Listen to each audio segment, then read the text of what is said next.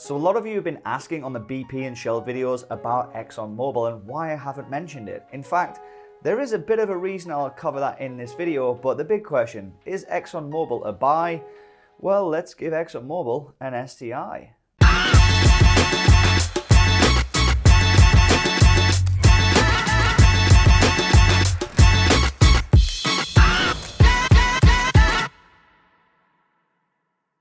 Okay, so before we get into Exxonmobil and give it that STI everybody wants to see it get, please do hit that like button until it turns blue, subscribe, turn the bell if you haven't done so already. If you want to support me even further and join our chat room, there's a Patreon link in the description where you can join our chat room or even our exclusive WhatsApp group, and you can see what I am buying and selling as it happens. There's also an affiliation for free lifetime membership in the pinned comment, so check out eTORO if you want to join our chat room for free for life.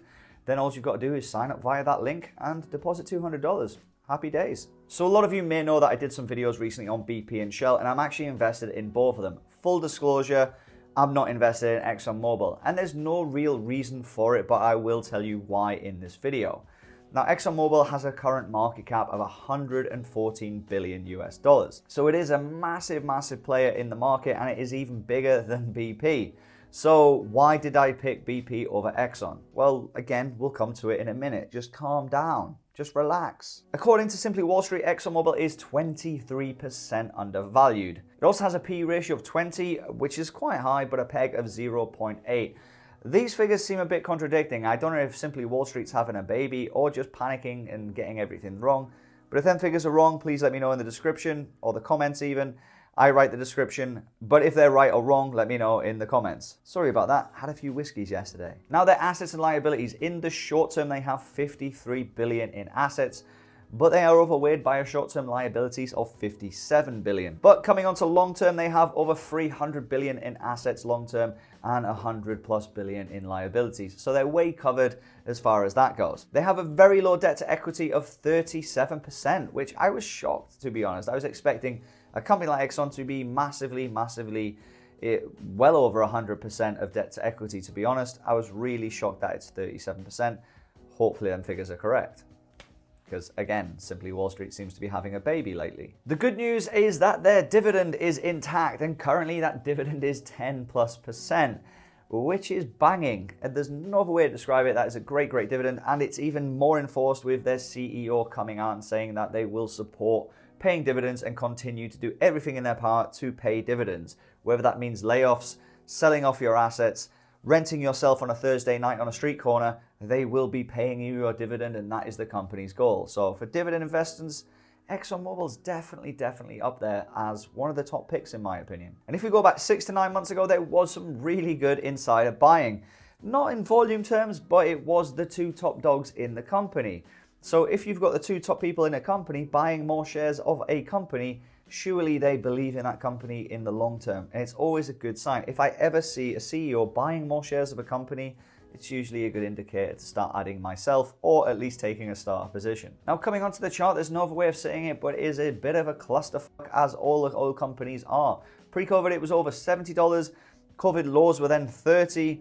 Currently, it's at 34, but it did have a mid-range pop up to the 50s, and now, like I said, we're back in the 34s, near them all-time lows, or well, recent all-time lows, should I say, at COVID. So for me, if you are looking at buying oil, and more importantly, if you're looking at Exxon, it's not a bad place to start taking a position, to be honest, especially if you look at the 10% dividend, and if you think that, you know, oil is going to go up in the future, you're not that far away from them COVID lows. And when the world does start rotating again, and flights and planes and cars and all this other lovely stuff that pollutes the airways start rolling again, then oil prices will definitely go up when the demand becomes more and the supply is less. It's a no-brainer, really. And to be honest, that's a similar argument why I'm in BP and Shell. So it is heavily reliant on the oil price, and oil is currently around $40. We did see brief negative oil prices for the first time in history. But if we go back before COVID, oil was at about $60 a barrel. So that was quite, you know, they've been on the decline, oil, since 2015. And they did have a little bounce, then COVID came and knocked them right back down, unfortunately. But I think if we get $60 a barrel again, you could easily see that 70. You could easily see that 70, especially with hype. You're going to see a lot of people jumping into oil plays when flights start taking off, or there's a vaccine, or anything else that's going to fix this current situation, to be honest. Now, Exxon did announce that they're doing some potential job cuts soon, which is good and bad. You know, stocks take that with a mixed bag. I've seen many job cuts come and push a stock price higher because they're, you know, the risk is a lot lower as far as paying salaries. So just something to be aware of. It does, you know, job cuts sometimes, as far as a shareholder goes, is quite a good thing. It doesn't mean it's going to be a bad thing. Now, for the future, Exxon are going a bit greener and cleaner. We've seen this trend with oil companies. They're trying to reduce their carbon footprint on planet Earth. I didn't really see so much of Exxonmobil moving into wind and solar, to be honest. It was more the biofuel route from what I can see, and they're really heavily investing in that. In fact, they've invested over 250 million into biofuels over the past couple of years. So they're really, really pushing that agenda. And I think a lot of oil companies are going that route as well and trying to, you know, diversify a little bit from when, you know, diesel and petrol does become illegal or banned or, well, whatever else it's going to be. Who knows? Unless Mad Max happens, then, you know, I think oil's going to have a massive comeback. And it's probably a good time to own oil stock and an AK-47. So all in all, Exxon is a great company to look at if you're looking at a dividend stock to add to your portfolio and something that is relatively good value. I do think them two boxes are ticked. But the big question, hey, LWT, why haven't you bought any ExxonMobil? And you've got BP and Shell and all them other oil stocks that you love, but you've not got Exxon. But the reason, quite simply, why I don't have ExxonMobil is I had a lot of pounds sat around in my account. And not that many dollars, to be honest. My dollars are sort of allocated, and I wanted to keep them from some other stuff. So I used the pounds that I have into buying oil stocks. So I think if I had more US dollars, I probably would have diversified a bit and probably took some Exxon as well. So do think it's a good investment. I really do think it's a good investment at this price. And I do think that oil will have a comeback very, very soon. So that's my thoughts on Exxon. And again, another reason why I bought BP and Shell is I do think that the pound is undervalued massively. And I think that Brexit is sort of priced into a lot of stocks still on the London Stock Exchange.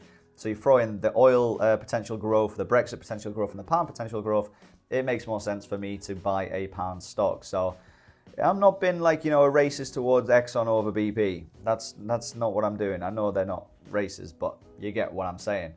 So yeah, let me know in the comments, what do you think? ExxonMobil, is it a good investment right now? Do you hoard ExxonMobil? Do you have any information or articles you think might help investors down in the comments? As always, if you haven't done so, please do hit that like button and subscribe and turn on the bell. Check out the Patreon links in the description. That's it from me. I'll see you in the next one. Take care. Peace.